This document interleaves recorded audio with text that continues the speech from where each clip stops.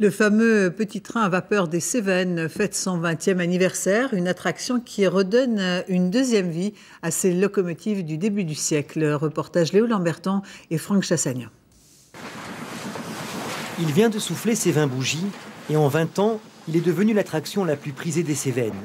Le petit train à vapeur fait revivre d'avril à novembre une ligne abandonnée par la SNCF en 1971 et les touristes sont conquis. On a l'impression de retourner en arrière, dans le temps. Voilà. Qu'est-ce que tu aimes bien?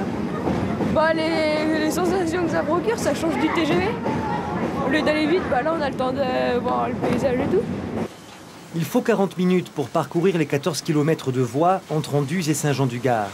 Car dans le petit train, tout est d'époque. Voitures et locomotives datent du début du XXe siècle.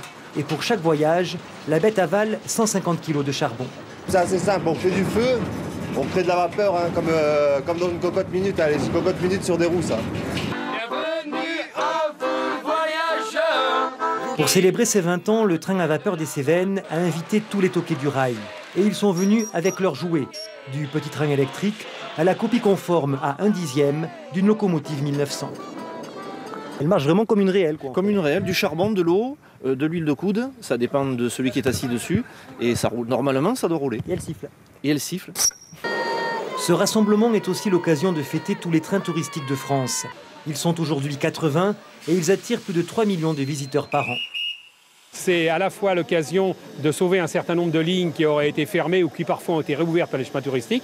C'est aussi le patrimoine ferroviaire, le patrimoine industriel, avec ses extraordinaires locomotives à vapeur, et puis parfois des machines électriques très anciennes aussi. Avec 150 000 passagers par an, le petit train à vapeur des Cévennes est l'une des plus belles réussites du genre en France. Sans compter qu'il a permis à 4 vieilles locomotives de retrouver une seconde jeunesse.